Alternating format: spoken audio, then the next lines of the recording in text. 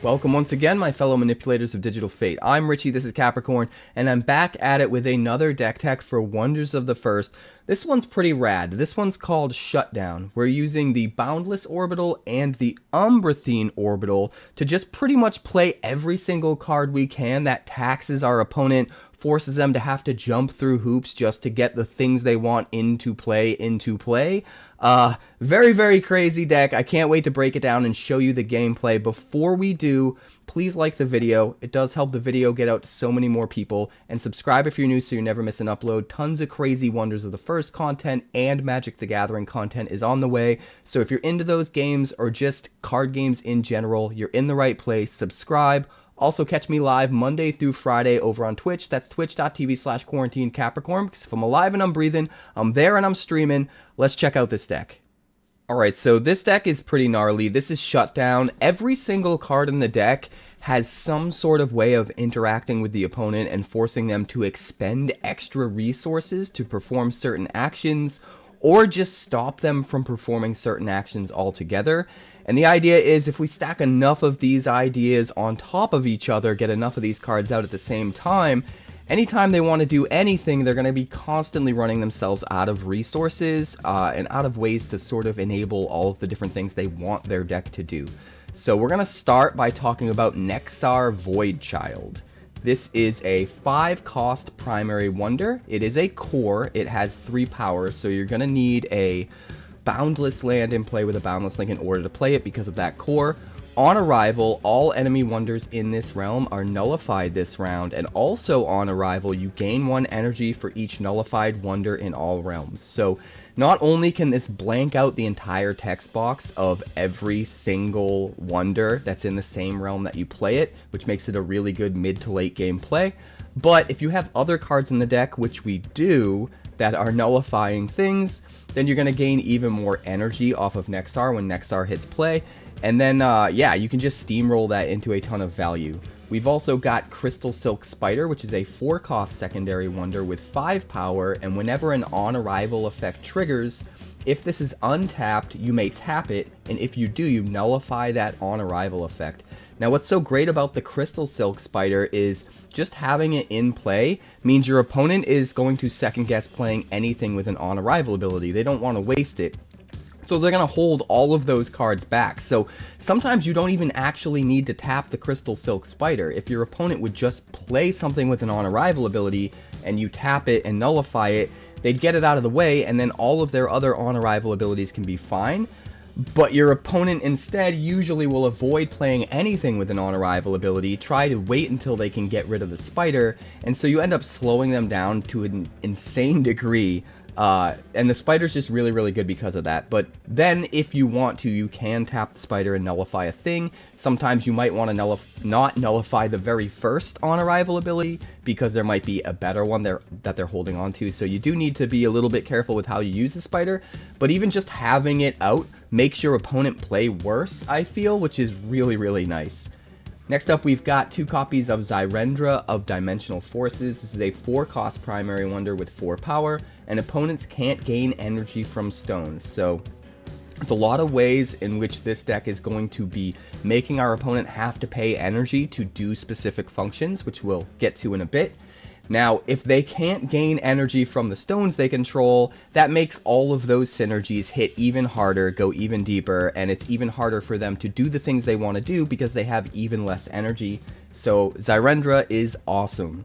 We also have 2 copies of Stealthy Spriggan. This is a 4-cost primary wonder with 4 power, and whenever another wonder arrives in this realm, its owner sacrifices a wonder. So you get the Spriggan out, and now they can't pile up their wonders in that realm. If they play something, they have to sacrifice something. So it makes the extra energy that they have to invest in their cards and the extra detriment of sometimes taking away some of the value of those cards, like getting rid of on-arrival abilities or nullifying their text and that sort of thing. All of that is way, way harder to justify if you're also sacrificing something when you play it. So Stealthy Spriggan is just really awesome. We've also got 2 copies of Omnis Quantum. This is a 6-cost primary wonder. It is a core, so you're going to need that Boundless Link. It has 8 power, On Ascend, it gets +4, so at the start of round 7, if this is already in place, round 6 or before, it's going to get a boost to +4 and be a 12 power that last round. It also has an ability where when you ascend, you pick odd or even. Opponents can't play cards with that cost this round. So if you know what your opponent's playing, you can actually lock them out of playing the cards that you know they want to play on round 7 when you ascend, if you're careful. And if you're smart enough to play this on round 6 and wait until the last possible moment so that your opponent doesn't see it coming, you can really blow them out. Even if you don't know what you're up against and you don't know what your opponent's playing, just the fact that you get to pick odd or even and shut off basically 50% of the cards in their deck from being played that last round can be insane regardless. But if you know what they have and what they want to do, it gets even better. So Omnis is nuts. We've also got 2 copies of Sirius Aetherblade. This shuts down a lot of their early game really well. It's a 4-cost primary wonder with 4 power, and opponents' items with cost 2 or less and enemies with cost 2 or less are nullified.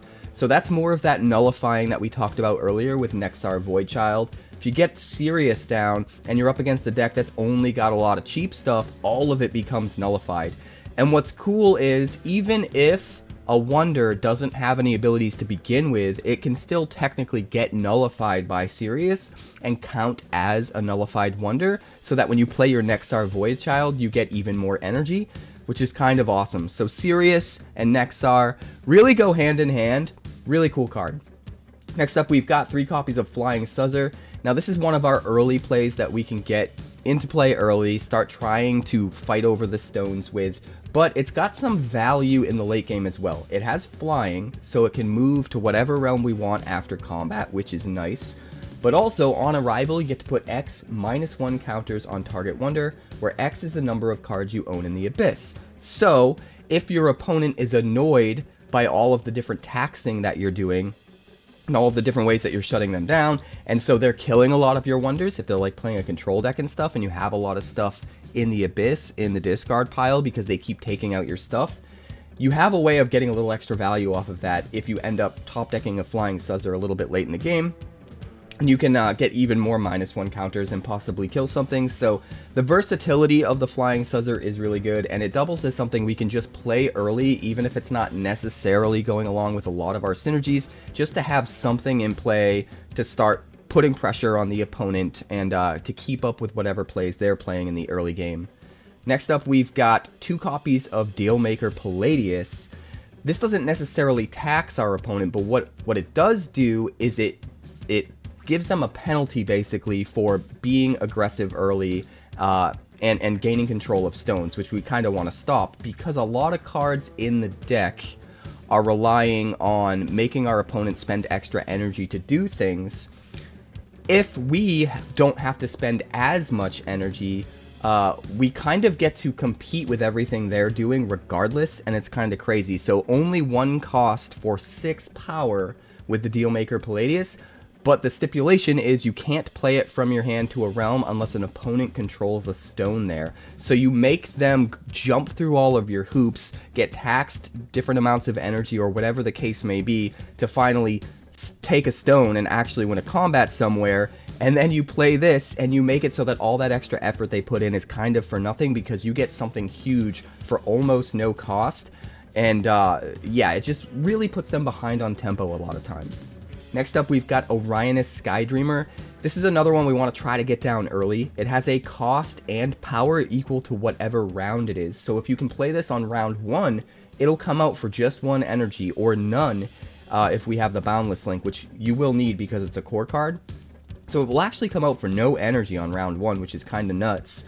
But it scales, so by the time you get to round 7, this is actually a 7 power thing. So having a 7 power thing in realm 1 on round 7, just for committing no energy on the first turn, if you happen to have this in your hand early, is actually really good. But it also has a tap free ability where you can just take the stone automatically if Orionis has more power than any one enemy wonder in the same realm. So if you're up against a deck that's trying to go wide with a whole bunch of small wonders, Orionis is a super good answer to that.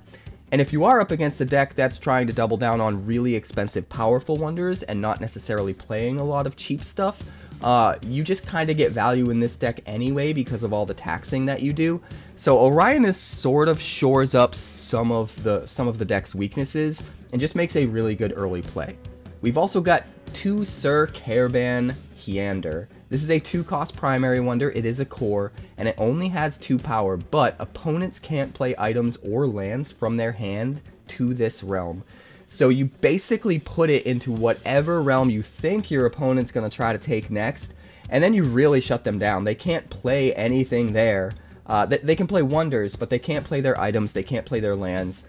You can really control where they're allowed to play things, and when there's already so many different ways that you're controlling what your opponent can or can't do, adding another one of those types of abilities with this guy on top of all that sometimes just really makes your opponent's life a nightmare. And it's just wonderful. It's also a very low cost wonder we can get out early to make sure we get out some board presence and we're putting pressure on the opponent and that sort of thing. We've also got 3 copies of Ethereal Warden. This is a 3-cost secondary wonder. It is a core. It has 3 power, and opponents can't seize stones in this realm unless they pay you 2 energy. What's cool about this card, you don't even need to control the stone there in order to play it, in order to use the ability. You just play it into a realm where you know they want to attack and seize the stone the next turn, and now they can't, at least if you play it right and you wait until just the right time. If they've spent all of their energy playing out some big wonder that they're planning on attacking in and taking the stone with next turn, you drop the Ethereal Warden, now they can't attack in and take the stone without paying energy, but they just spent all their energy on the big guy that they want to take the stone with. So you can set up really, really clever plays with Ethereal Warden if you're super careful and patient. But even if you don't go to the absolute limit and blow your opponent out with this card, it's still pretty good to just get down, force them to have to waste energy so that they're able to get out less viable cards because they have less energy to play things because they have to sink energy into paying for the Warden. So really cool card all around. Next up, we've got Eternatum the Space Lich. This is one of the legendaries in this deck. This is a 6-cost, 5-power legendary wonder. It does have a boundless core, so you're going to need that link. And whenever a card arrives from anywhere other than from a hand, you may banish it. If you do, put 2 +1 counters on this. You're starting to see a trend here. Like, a lot of the cards in this deck tax a lot of simple actions, but there are also a slew of cards in this deck that penalize different ways of trying to cheat things into play, and Eternatum is one of those. So if you're playing against a deck that's trying to just take things from the abyss, the discard pile, put them straight into play, or maybe seeking off the top of their deck and putting that straight into play, any of these ways of cheating out things, Eternatum's going to shut that down and completely stop that in its tracks, which is just awesome. We've also got 2 copies of Mystic Albaela, which is kind of along the same lines. This is a 4-cost primary wonder with 4 power, and it has a tap-free ability, so it doesn't even use an action. If any enemies arrived this round and they weren't played from a hand, their controller sacrifices them. So these are sort of copy 2 and 3 of Eternatum the Space Lich in a way, where you can make sure you consistently have at least one of these cards out where you make it really, really hard for them to cheat anything into play and actually get to keep it. Just super good cards. Next up, we've got Sir Starbeak, 2 copies of this. It is a 3-cost primary wonder with 4 power, and on arrival, cards cost your opponents +1 energy to play into this realm this round. So this is another one where you have to get the timing just right and play it on a very specific turn at a very specific time to get the most value. But if you know what your opponent's trying to do, and they have just enough energy to do it, you could just jam this down right before they do and completely shut them off. It can be kind of bananas if you are smart enough and you think ahead correctly. But even if you just jam this and you kind of guess, this on top of all of the other ways we're taxing their energy, just adds even more pressure that sometimes you can get lucky with. So even if you don't know your opponent's deck through and through and you don't know exactly what they're doing, there still is some extra value in a deck like this where a lot of other things are already taxing our opponent. We also have 3 copies of Feline Entity of Dreams. This is a 4-cost secondary wonder with 6 power. Whenever an opponent's spell or effect would target a wonder you control, nullify it unless they spend 2 energy. So this is cool. Not only is there a way to nullify the opponent's wonders without even having to do an action, they basically nullify their own wonder if they try to do a thing, which is nuts. Helps with our nullify synergies, but they have to spend 2 energy when they target things. It works even against just abilities like Death Strike and stuff like that. They try to target your stuff, they have to have the 2 energy. So again, a lot of times you can play this at just the right time, a little bit later in a round, when they don't have very much energy left, but they want to kill a thing or get rid of something, and then you stop them. And even when they finally do have the extra energy to be able to afford to do it, it's going to cost them that energy and slow them down. They're going to be able to do less or do less powerful things because of their less energy. So really, really good card all around. And we've got one last wonder I want to talk about. There's 2 cards in this deck that really mess with the opponent's ability to win ties. One of them is a wonder and one of them is an item. Before we get to the items, we're going to talk about the last card, which is a wonder, and that's Purpurea the Mystic Flame. This is a 12-cost legendary wonder with 10 power. It is a core, a boundless core, so you're going to need that link, and it has flying, but most importantly, on play, you banish the lowest numbered realm. So that just means realm 1 is just gone. Unless you find ways of playing this and then copying this and getting that on-play ability again in some way, you could theoretically, maybe, possibly get rid of Realm 2 as well. I'm not entirely sure if those cards exist, but there is potential for things like that to happen down the line. But most of the time, you're just playing this to completely get rid of Realm 1. So if they're focusing on piling up a lot of value in Realm 1, they want to make sure they're controlling Realm 1 so that they can win those ties, you can just get rid of the realm completely, and now everything that they played there is a waste and doesn't matter, and it just completely messes with your head. And when your opponent has to be taxed so many different ways just to even be able to play the things they want to play anyway, then losing an entire realm where they stacked up all of that value hurts that much more. So I just kind of love the idea of Purpurea the Mystic Flame in this deck. There is one other card that's super cool in a similar fashion, and we'll talk about that next because we got to talk about the items. We've got 3 different items in this deck, and the first one I want to talk about is Temporal Harmony Clock. This is a 3-cost primary item. It is a core, so you're going to need that boundless link. And in case of a draw at the end of the game, the controller of Realm 4 wins the game. So we're either nuking all of Realm 1 with that last card we talked about and making it so our opponent can't win draws because Realm 1 just doesn't exist, or if we know we have a Temporal Harmony Clock, we can know that we're going to play this late in the game. You don't want to play it early. You don't want to give away to your opponent the fact that you're going to put so much emphasis on Realm 4. But if you know you're going to play this, you know, round 6, round 7, or whatever, and you see it coming, you can start to build up value in Realm 4. Your opponent might not realize. Just make sure you have just enough there that you're going to be able to win the stone there and keep the stone there.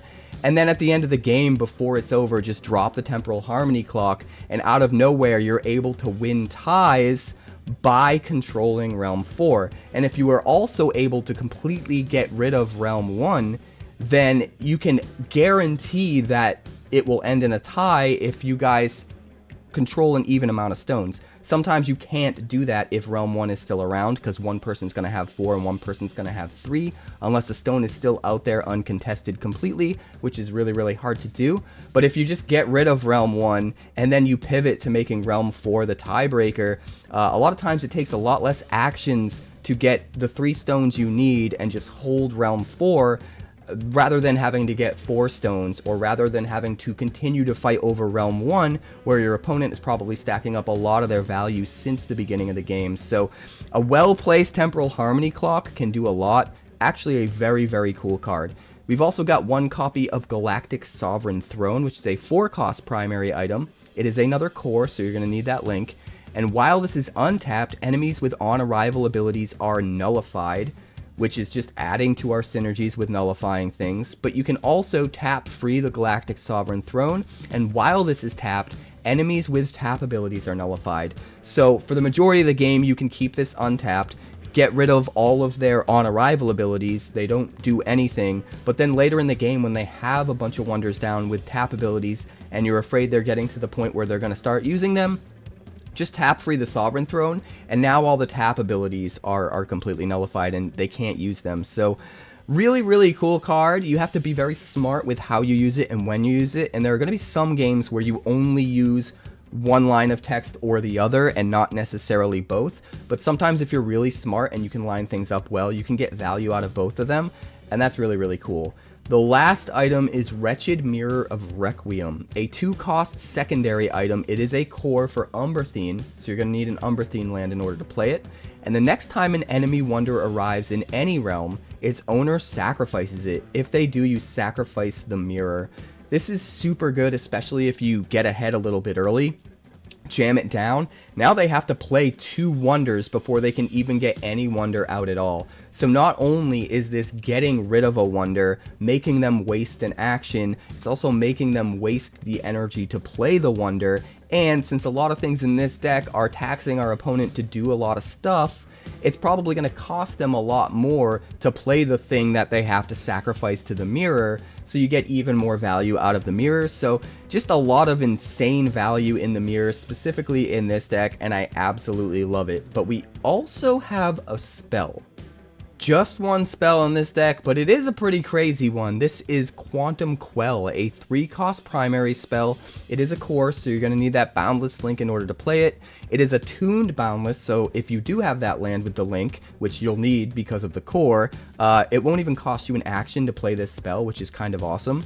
For the rest of this round, wonders and items can only be played in target realm. So this is cool in a lot of different ways. First of all, you can play it towards the end of the game so that they can't put wonders into the realms they still need to take stones in, and you prevent them from getting to where they need to get to as far as how many stones they have.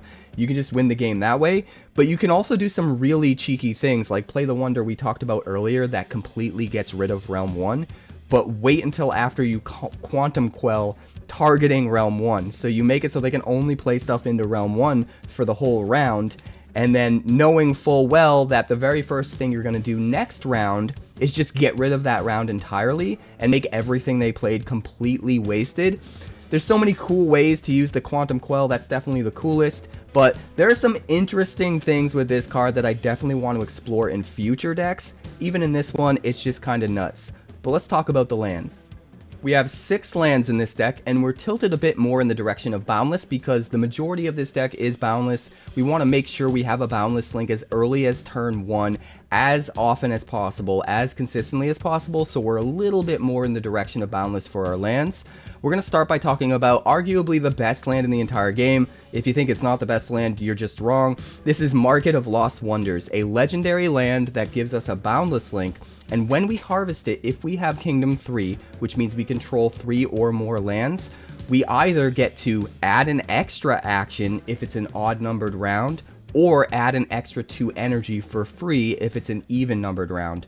Now, either of those abilities are nuts by themselves. Getting 2 actions out of this when you only had to spend 1 to play it is bananas. Getting 2 free energy out of this so that you can power out a bomby play, a really expensive card, earlier in the game than you should be able to play it, and use that to just snowball value and take over the game, is also really good.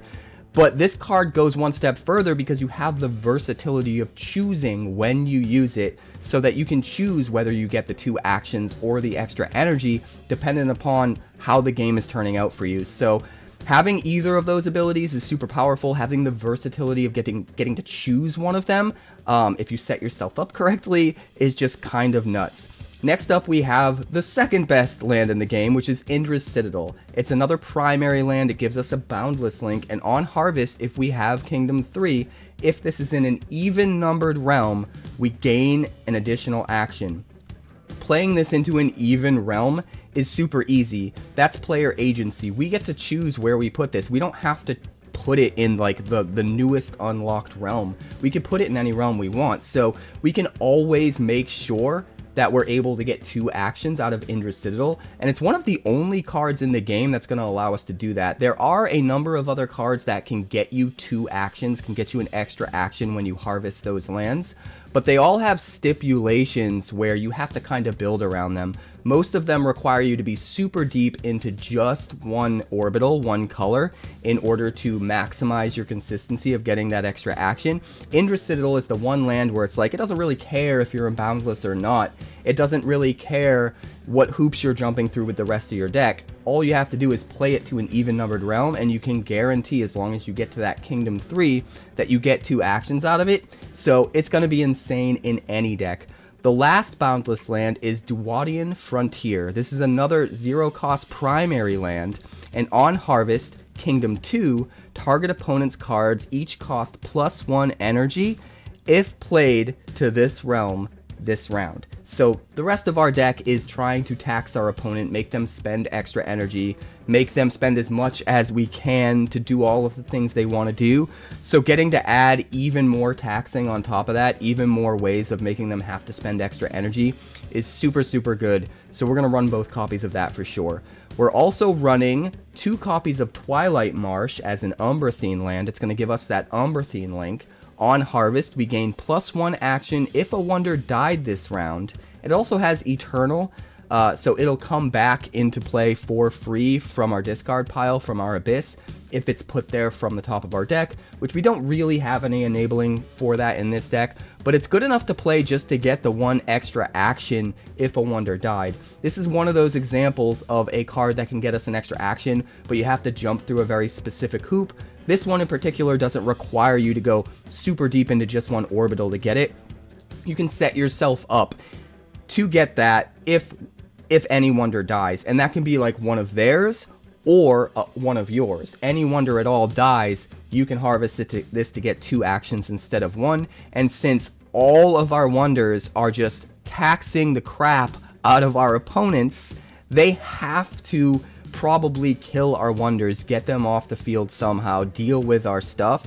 So because we're putting a lot of targets on our backs of all of our best wonders, we get to capitalize on if they do kill our stuff by getting more out of the Twilight Marsh, which is really, really nice. The other Umbrathine land is Warfang Fortress, where it's a primary land. It is an Umbrathine land. It's going to give us that Umbrathine link, but on harvest, all wonders in this realm get Death Strike this round.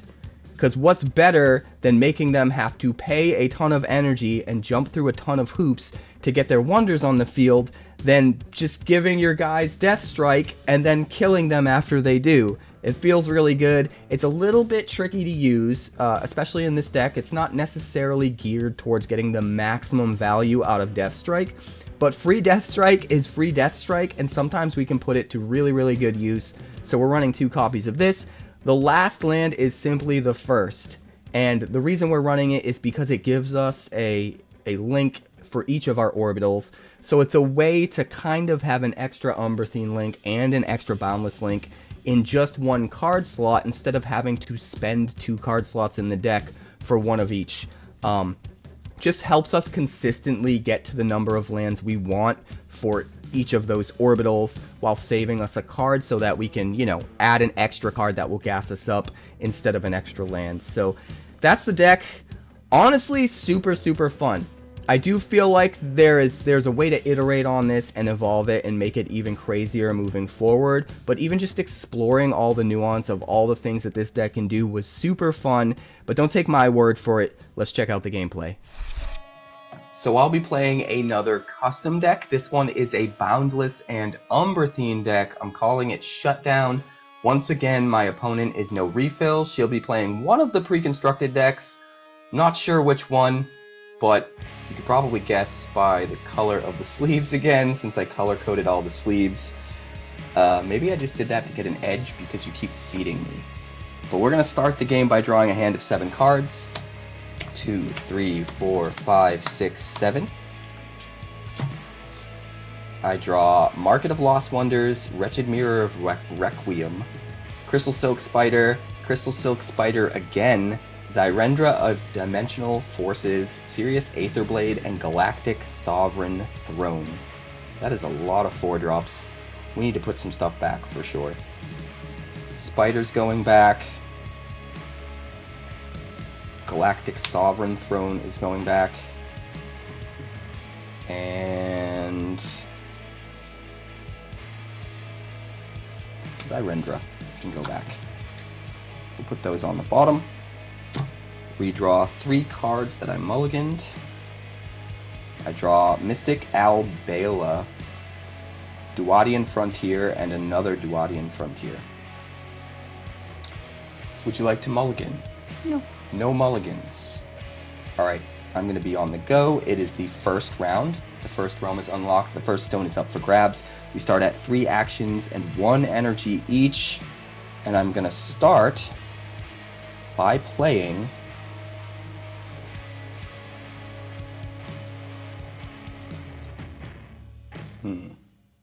It's actually kind of tricky. I'm not going to start by playing anything. I'm going to start by drawing a card for the round. I draw a Sirius Aetherblade. This is a rough hand, I'm not going to lie. I'm going to start by playing a Market of Lost Wonders to Realm 1. It is a 0-cost legendary land, a boundless land that gives me a boundless link. I can harvest it to gain an action. And on harvest, Kingdom 3, if I have at least 3 lands in play. If this is in an odd round, you gain an extra action. If it's an even round, you gain 2 energy. So it's dependent upon what round it is when I use it, not what realm it's placed in, like Indra's Citadel. Pass to you. First action, I will play Fortress Orcscar. Fortress Orcscar gives you an Umbrathine link, and what is the special ability?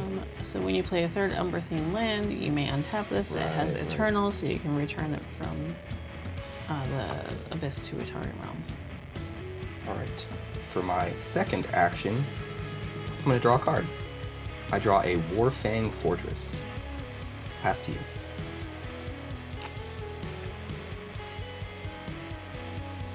I'm going to play Remains of Barnabas.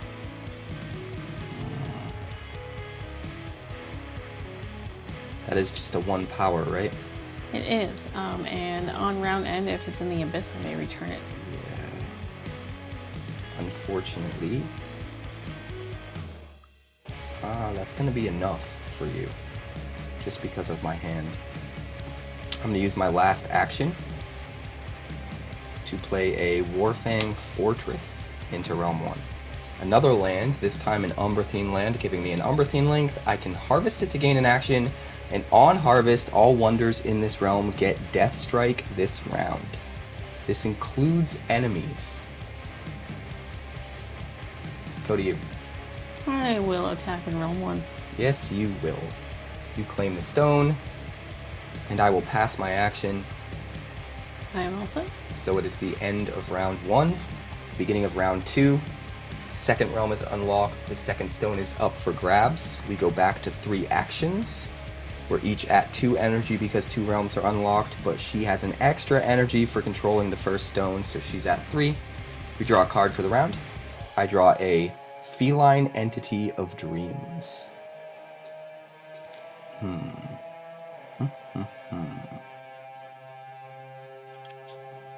Alright. Since you were the last person to claim a stone, you get to play first. What would you like to play? I'm going to play a Necropolis of the Damned. It is... Is that another land? Yes, a land that on harvest you reveal the top card of your deck. If it's Umbrathine, draw it, otherwise bury it. And this also has Eternal. Right, so if it goes straight to your Abyss, your discard pile from the deck, it has an ability that triggers, which is... It's just Eternal, return it to a target realm. It would just come into play for free. Yeah. It's pretty good. Alright, I'm going to spend my first action, go down to 2, and 1 energy, go down to 1, to play a Wretched Mirror of Requiem. It is a core card, so I needed an Umbrathine land to play in order to play it. Costs 2, but only costs us 1 because of the link. The next time an enemy wonder arrives in any realm, its owner sacrifices it.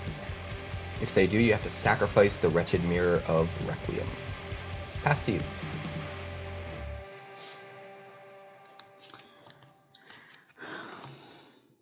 If you can't beat them, don't let them play. I'm going to play a Cryptarch Province. It's a land, and Another on play land. you deny 2. Oh, on play deny 2. So you get a Flying Suzzer and Palladius. Yep. In the Abyss. Not bad. I guess... I guess what I need to do...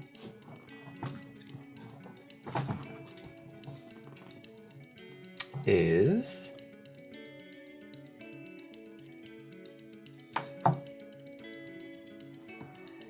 Unfortunately, I'm gonna have to spend an action to draw a card. I draw another Warfang Fortress. Pass to you. I will spend all.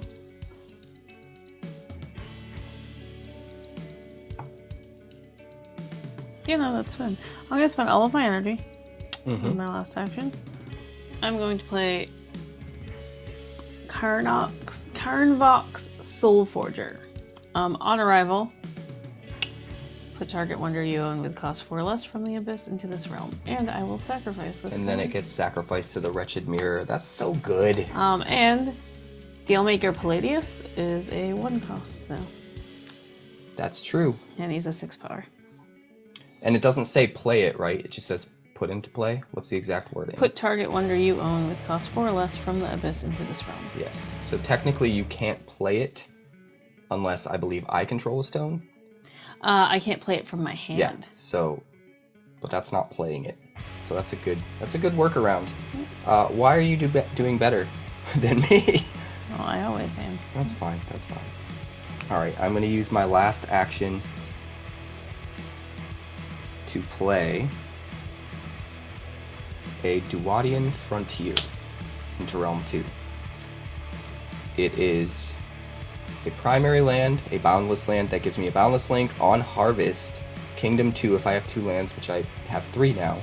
Target opponent's cards each cost +1 energy if played to this realm this round. Pass to you. I'm all set. Pass back. That'll be the end of the round. Okay. So it's the end of round 2. It's the beginning of round 3. We go back up to 3 actions. The 3rd realm is unlocked. The 3rd stone is up for grabs. We both start at 3 energy, and you start with an additional 1 because you control 1 stone. Put you at 4. We each draw a card for the round. I draw an Omnis Quantum. Not bad. Alright. It's time to make something happen.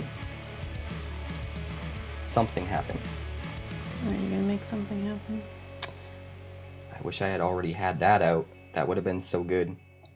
Alright, so for my first action, I'm gonna play a Dark Iron City in Realm 3. Dark Iron City. City. Whenever a wonder dies, I may deny 1. Alright. I am going to spend an action and all 3 of my energy to play a Crystal Silk Spider into Realm 3. It is a 4 cost, only costs me 3 because I have a Boundless Link, has 5 power. Whenever an on-arrival effect triggers, if this is untapped, you may tap it, and if you do, you nullify that on-arrival effect. Pass to you.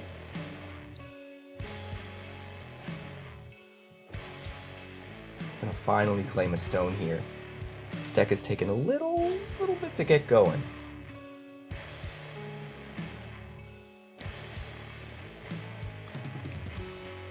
I am going to attack in Realm 2.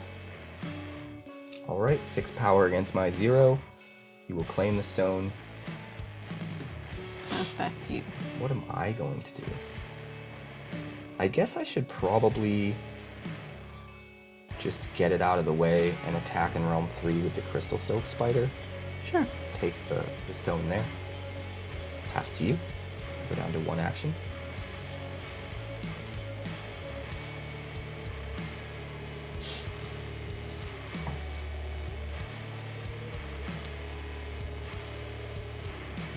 idea.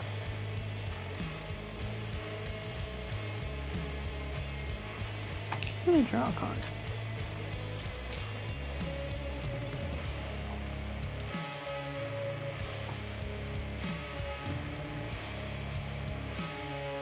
All right.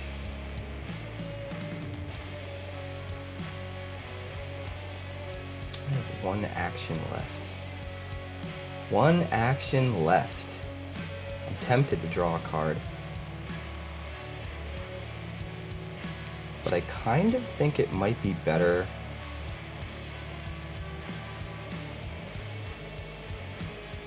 Yeah, I'm gonna use my last action to play another Duatian Frontier into Realm 2. And that'll be it for me. I'm going to tap my Fortress Orc Scar to gain an action.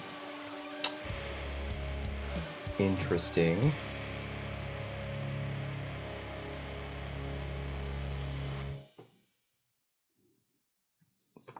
I'm not taking any chances.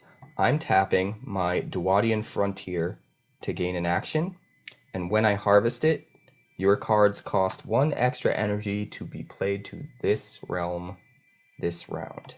Okay. Go to you. I'm going to spend 1 energy and play a Deconstruct. A spell, sacrifice a wonder. If you do, draw 2 cards and put a null counter on the target. I'm going to sacrifice Barnabas. I'm going to draw my 2 cards. And I'm going to put a null counter.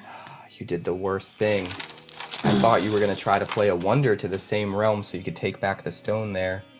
Instead, you nerfed my guy. And that has blank ability text forever, not just the round. Yes. Alright, and pass back to you. That's rough, man. I guess I'm going to use that last action to draw another card. I draw a Twilight Marsh. Pass back. All set. Alright, that'll be the end of round 3. End of the round. I may return this, and I'm just going to return it back to realm 1. That is so good. That is so good. So it is the end of round 3. It is the beginning of round 4. The 4th realm is unlocked. The 4th stone is up for grabs. We are back up to 3 actions. We each have 4 energy.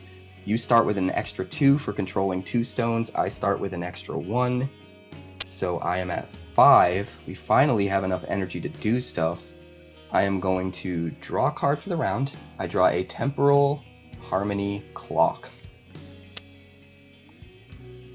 And I believe I was the last person to claim a stone. You were. So we're gonna get up to some shenanigans, I think. We're gonna get up to some shenanigans, I think.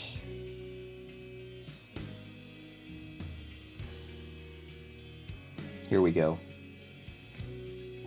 I'm gonna spend 3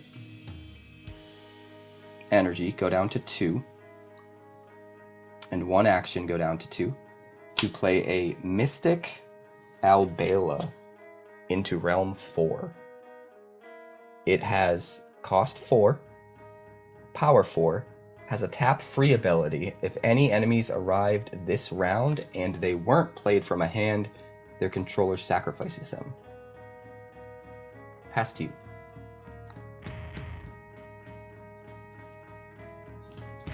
No more Abyss shenanigans. I call shenanigans on your Abyss shenanigans. There will be no more. Okay, well, I will spend 3 energy. I will play Ella, Procurer of Meat Sacks. On arrival, you may distribute 3 -1 counters on any number of target enemy wonders in this realm. This gets +1 for each wonder affected this way. Oof. Hold on, I need to read that.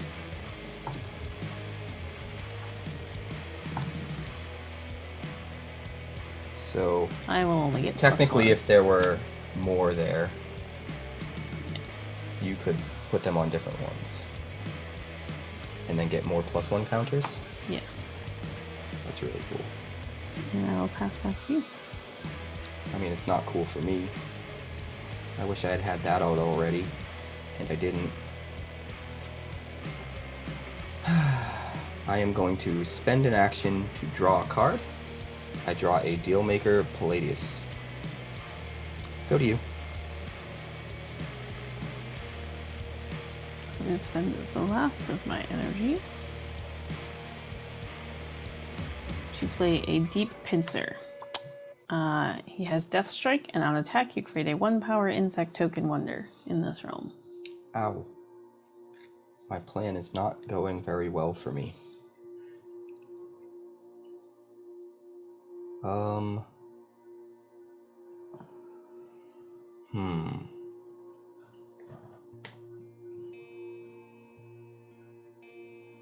much energy do you have left? None. None. Nonezo. But I do not have enough energy to play that, which is a problem. So that's 5, 6, 7, 8. Yep.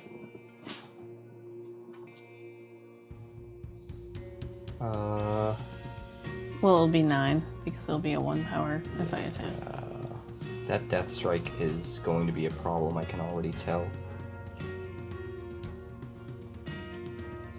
Yeah, that's why I played her when I did. That's gonna be a problem.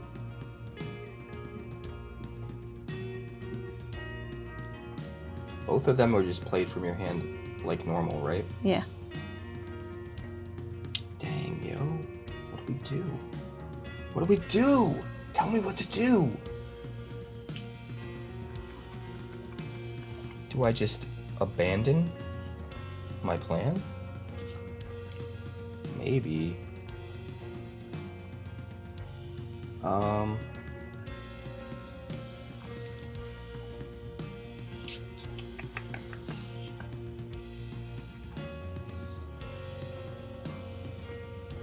Alright, here's what we're gonna do.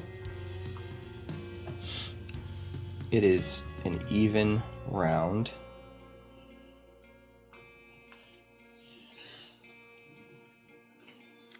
I'm going to tap my Market of Lost Wonders to gain an action, go up to 2. Okay. And since we're in an even round, and I do have Kingdom 3, I'm going to gain an extra 2 energy and go up to 4. Okay. Pass to you. I'm going to do an attack in Realm 4.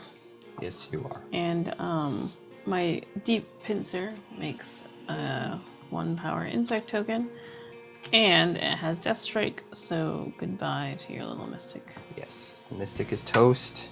I take that. Unfortunately. And that is my last action. I knew that was coming. I knew that was coming. I'm going to use an action, go down to 1, to play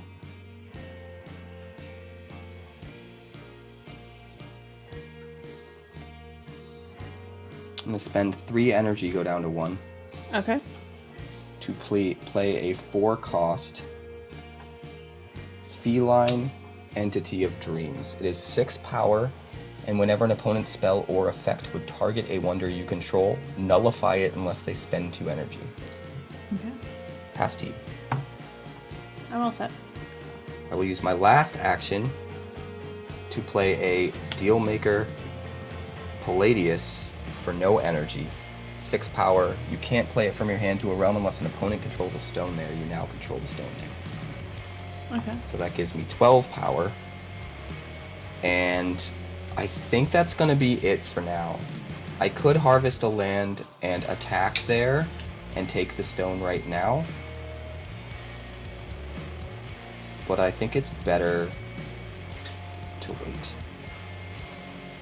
How much total power do you have in Realm 4? 9. And I have 12. Yep. Yeah, that'll be it for me. It's the beginning of round 5. The 5th realm is unlocked. The 5th stone is up for grabs. We go back to 3 actions. We each start at 5 energy. I get an extra 1 because I control 1 stone. You get an extra 3. That is kind of a bummer, but hopefully we can change that soon. We draw a card for the round. I draw an Orionis Skydreamer. A little late there, buddy.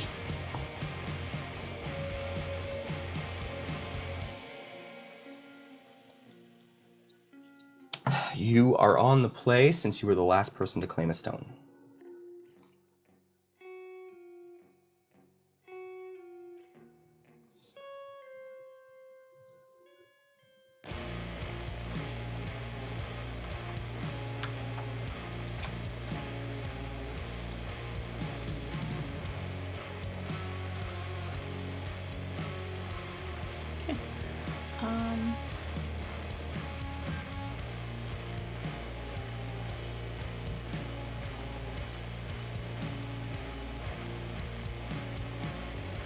I'm going to spend 5 energy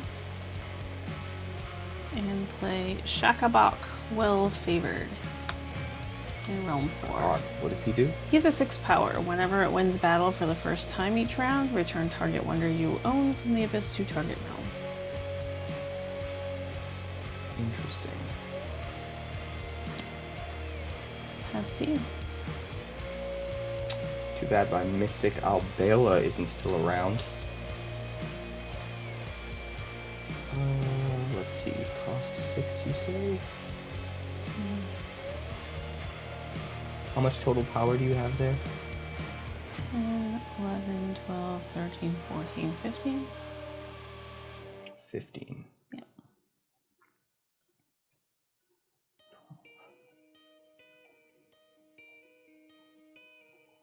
So I guess we could do that, but then we can't do that.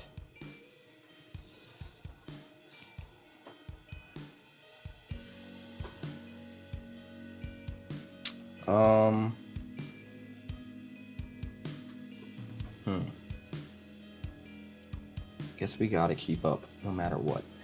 Here's what we're gonna do. I'm gonna spend 4 energy, go down to 2, and 1 action, go down to 2, to play a 5-cost Orionis Skydreamer from my hand. It's a core, so I need a Boundless Link, which I have in spades. 2 Realm...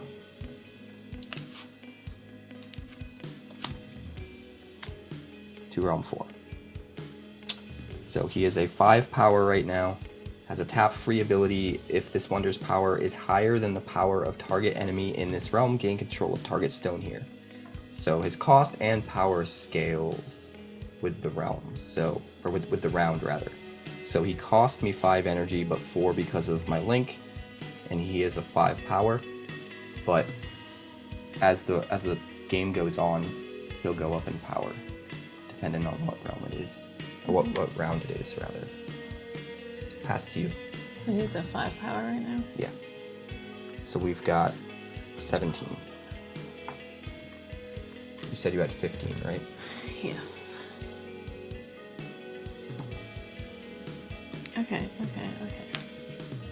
We're good here. I'm gonna spend 2 energy, go to 1, and play a Chained Crew. Which is just 1 power? 1 power, Death Strike, and Flying. So you're at 16? 5, 6, 12, 15, 16. And when I attack, this makes a 1 power. I'll be at 17. So you'll attack. I'll be at 17. Death Strike is if you win or tie. Interesting. And by interesting, I mean not good.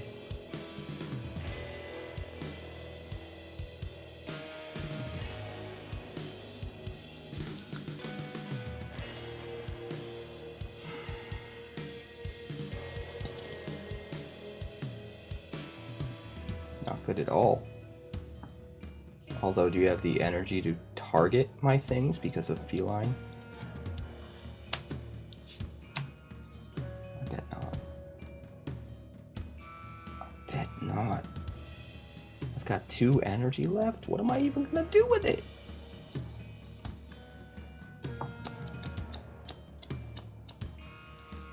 If I attack, you attack me back and kill me, unless you don't have the energy to pay for it. But you gotta have the energy to pay for it.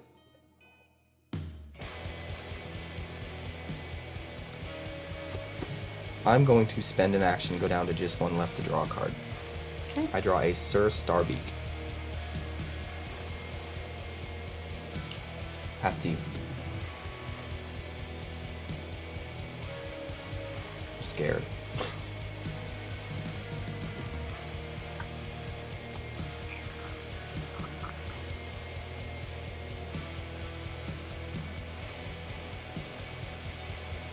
I'm very scared.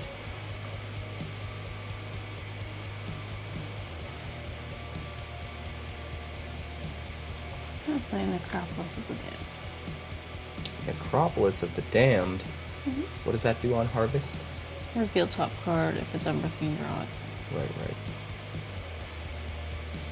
Is that your last action? Yep. Well, I guess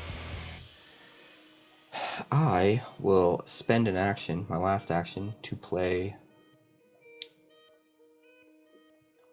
Maybe I won't. Maybe I'll just spend my last action to attack in Realm 4. Sure. Wait. Yeah, because you only make the token wonder when you attack, right? So you have 1 less than me right now? Yep. Alright, I don't have any Death Strike though, unfortunately. But I will win combat. My 17 to your 16 and claim the stone. Pass to you. I'm all set. I'm also all set. So that will be the end of round 5. It is the beginning of round 6. We go back up to 3 actions. The 6th realm is unlocked. The 6th stone is up for grabs. We each start at 6 energy. We each have 2 stones, so we get an extra 2. That'll start us both at 8. And we draw a card for the round. I draw an Orionis Skydreamer again. I'm getting my good early plays late, and my good late plays early.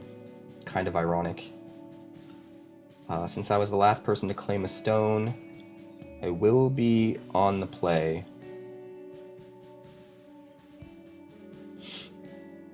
How do I want to do this? 6, 5, 3...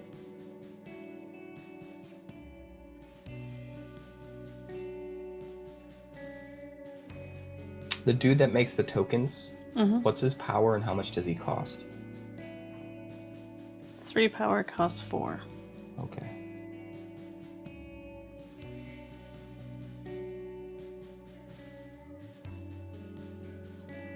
Well, I need to make things difficult for you, so I think what I have to do is spend 2 energy, go down to 6. 1 action, go down to 2. To play 𝐼𝐴 into Realm 4. A 4 power wonder. On arrival, cards cost your opponents +1 energy to play into this realm this round. So it's 16 and then 6. 10. 22 in there? Yeah. Okay. Pass to you. So +1 energy to play, +2 energy to target. So I will spend 1 energy. Go to 7.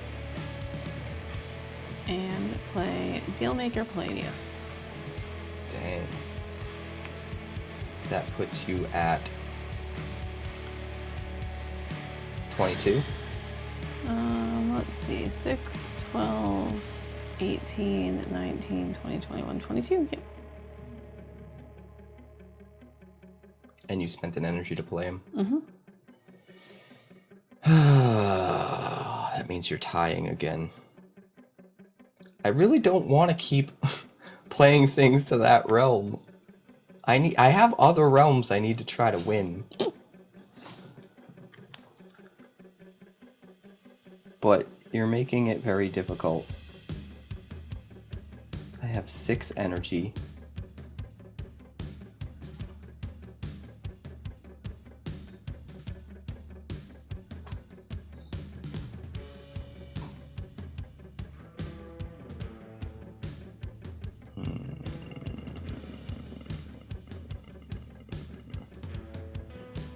Hate it. Hate it, hate it, hate it. Hate everything about it.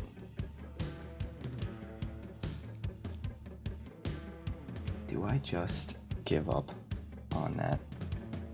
Maybe I do.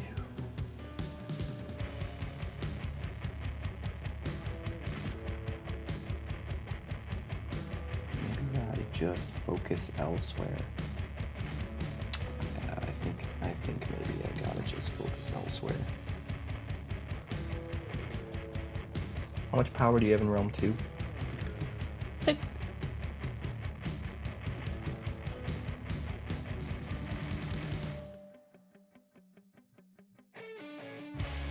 Alright. We'll spend an action, 5 energy go down to 1. Okay. To play a 6 cost Ominous Quantum into Realm 2. It's a core, so it does require a Boundless Link, which I have. When it ascends, it gets +4, so it'll become a 12. On ascend, I pick odd or even. Opponents can't play cards with that base cost this round. Okay. Pass to you. So now you have a difficult decision to make. I'm going to attack in Realm 4. Okay. And when I attack, I make another token. So now I have 23. Which means... How many Death Strikers do you have? I have 2. So, So first, I win the battle. On the first time this wins battle each round, return target wonder you own from the Abyss to target realm. I'm going to return 𝐭𝐡𝐞, and on arrival, the target wonder you own would cost 4 less from the Abyss into this realm. There we go.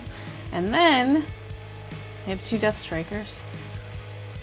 So I'll pay my, I guess initially start out with paying 2 energy. And that guy can go away. And then I don't have to pay 2 energy. So Feline Entity of Dreams is dead, so you won't have to pay any energy. And you can get rid of Orionus. And Orionus is toast. Wonderful. And you claim the stone in round 4. How much power do you have in Realm 5? 5. Oh, wait! Well, that's not good anymore.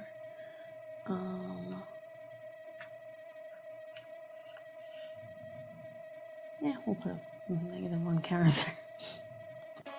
Isn't it 2? Or...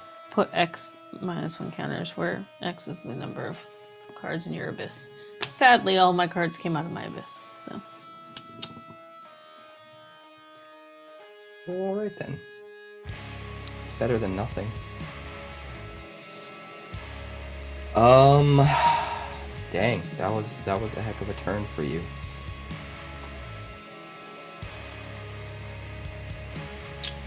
I guess we don't really have much else to play, do we?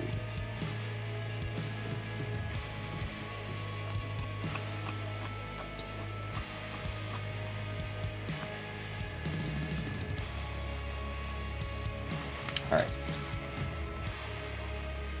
I will attack in Realm 2 with Ominous Quantum. Sure. 7 power to your 6. I take the stone. Pass back to you.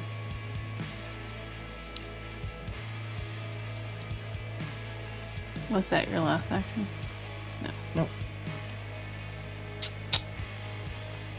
I have 1 action left. I will play a Crypt Reach Province in Realm 6, which would be my 1, 2, 3. Kingdom 3 now? Well, I have more than that. Oh, I got you. But it's my 3rd one, so. Nice.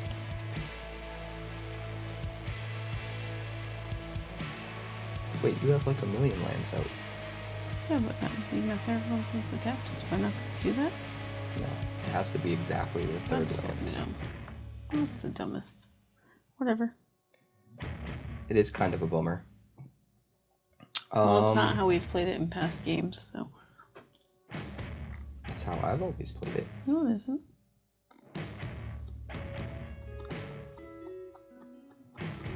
That's how I've always played it.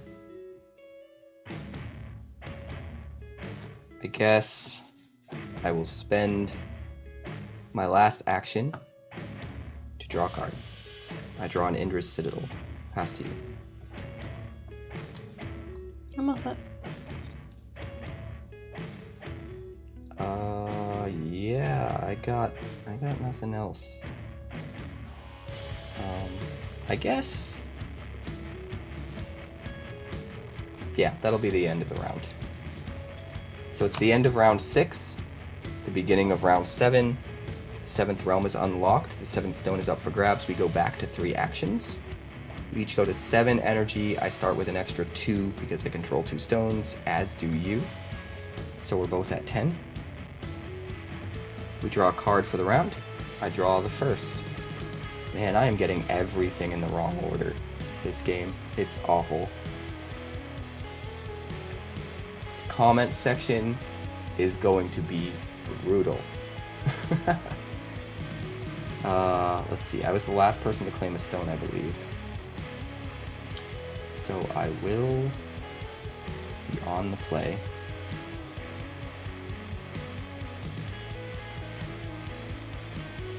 So tricky. I'm going to use 3 energy, go down to 7. And 1 action, go down to 2. To play Serious Aether Blade into Realm 1. 4 power, and opponents' items with cost 2 or less and enemies with cost 2 or less are nullified. Which you don't seem to have a lot of, which is kind of a bummer. Pass to you. I'm gonna 1 energy. And play a giant Gura beast. Oh, by the way, I ascended. So I have to choose odd or even. I don't know how much giant Gura piece costs. I'm gonna pick odd.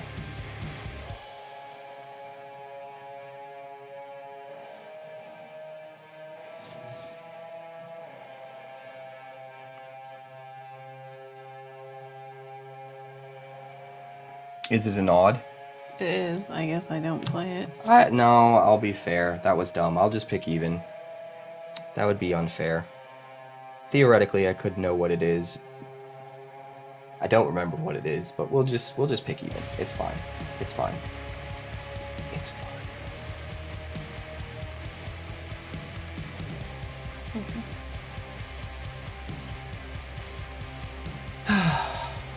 Pass to me. Yeah. I am in rough shape.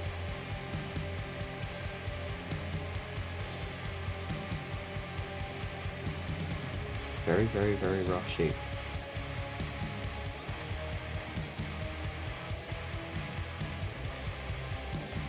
I don't even know what I'm gonna do. I think this game went completely wrong for me, and I don't have a chance in hell. That's what I think.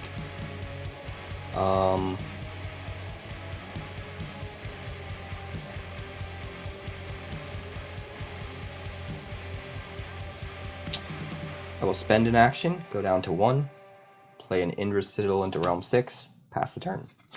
I'll tap my Cryptarch Reach, go up to 3 actions, and that's it. I will spend my last action to play a Twilight Marsh into Realm 5. On Harvest, I gain +1 action if a wonder died this round. It also has Eternal. Return it to target realm. Pass to you. I'm going to tap my Necropolis of the Damned. up to 4, and then on harvest, reveal the top card if it's Umbreathing Herder.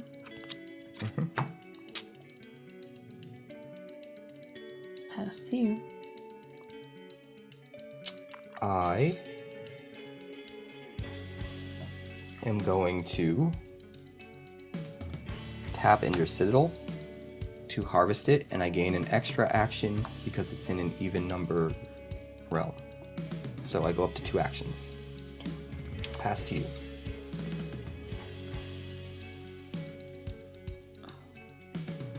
I will tap my Dark Iron City and gain another action. I will tap my Duatian Frontier to gain another action, and if you play anything into Realm 2 for the rest of the round, it costs you an extra energy. I'm going to tap another Necropolis of the Damned, and I'm going to draw another card, and oh, look at that, it's Umbreathing. Unbelievable. I will tap my... That's a bad idea. If I tap my Warfang Fortress for an action, your Gura Beast gets Death Strike. And your Barnabas. I should probably wait on that one a little bit longer. Let's spend an action, go down to 2. And that is too expensive, I can't play that. Draw a card. I draw an Ethereal Warden. Pass to you.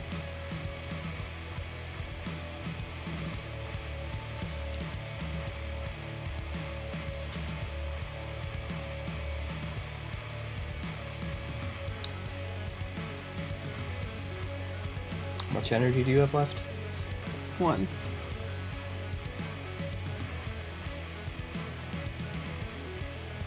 I will play Fortune Dealer in Realm 6.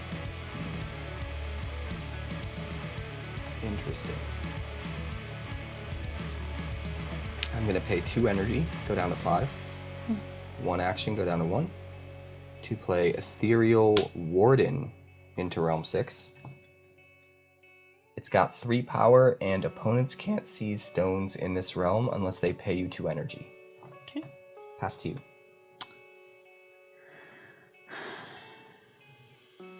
I will... Also, that guy, the Fortune Dealer, is nullified right now because of Sirius Aetherblade.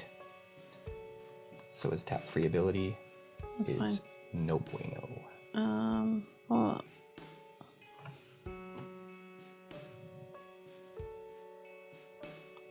Okay.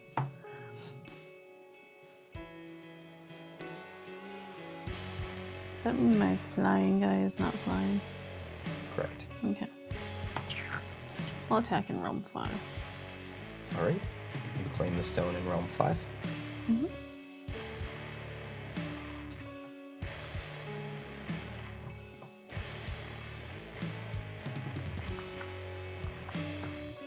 I'm going to tap my Warfang Fortress for an action, giving all wonders in Realm 1 Death Strike. Perfect. I go up to 2. Okay. Pass to you. I attack in Realm 1. Yeah, you do. I tricked you. You gonna kill my Sirius? You tricked me with Death Strike. Yes, you do have Death Strike. Yeah, so he would die. Yes, he would die. Sure. Sirius is dead. Mm-hmm. My turn. I'm going to tap my Twilight Marsh for an action, and on harvest, if a wonder died this round, I gain +1 action, so I go up to 4. Okay. Pass to you. I'm gonna tap my Crypt Reach Province. Go up to 3. Pass to you. I will attack in Realm 6 and claim the stone there and go down to 3 actions. Sure. My 3 power against your 2. Pass to you.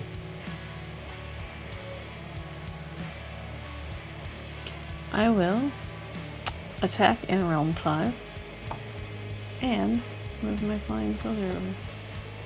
You're right. Serious Aether Blade is toast.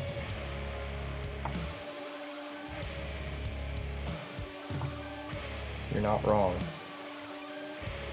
That is smart.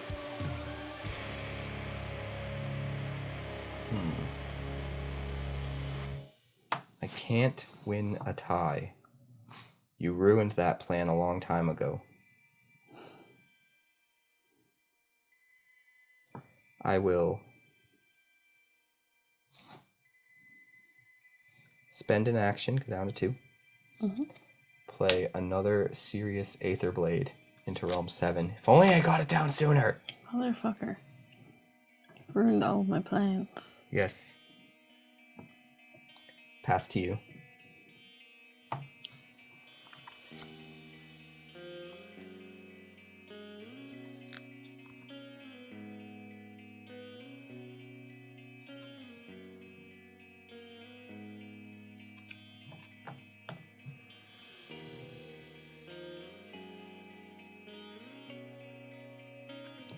Draw a card.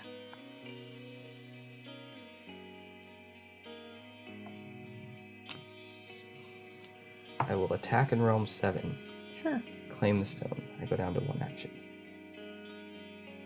Pass to you.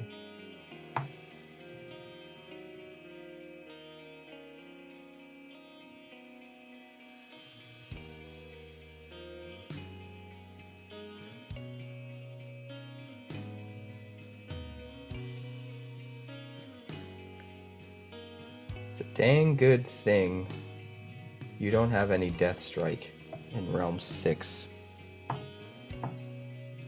Because you have the power, if you kill my Warden, you don't have to pay the 2 energy to claim the stone. Because you don't have to pay it when you attack, you just have to pay it in order to claim it. You can still attack there. You just won't take the stone.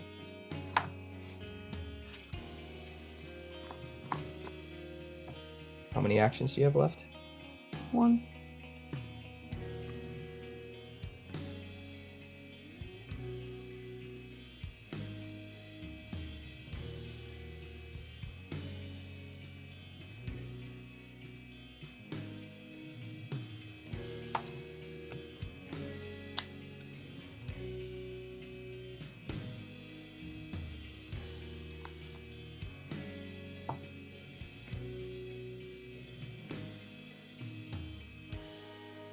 Just draw a card.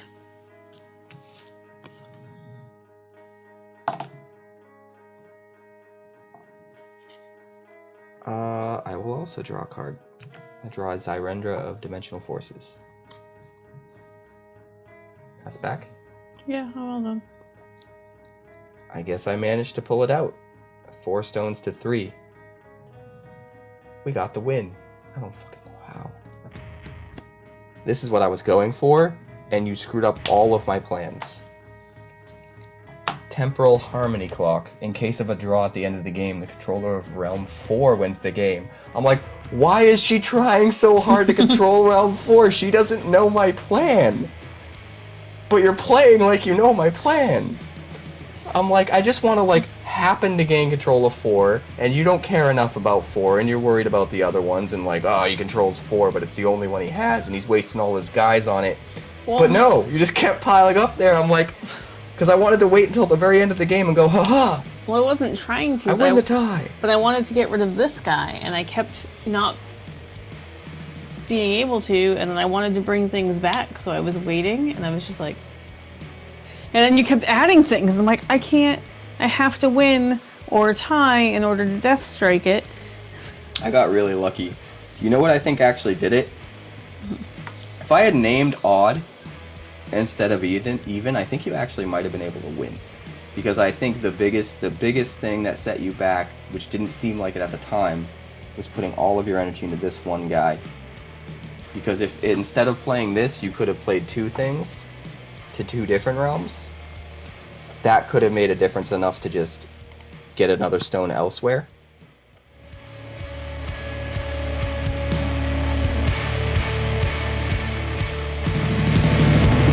Thanks so much for checking out my channel. I'd like to give a huge shout out to all of my patrons over at Patreon. Without you guys, this channel would not be possible, so honestly, thank you from the bottom of my heart for all of your contributions. If you haven't yet, like and subscribe. The more likes we get and the quicker we get them, the bigger this channel will grow and the faster it will grow. I'd love nothing more than this channel to become something very special for you guys, but it's entirely up to you how fast that happens. Also, if you'd like more deck techs, that's somewhere over there. And if you'd like to see what else the channel's been up to lately, that's somewhere up that way. Also, subscribe, circle below, do all the things.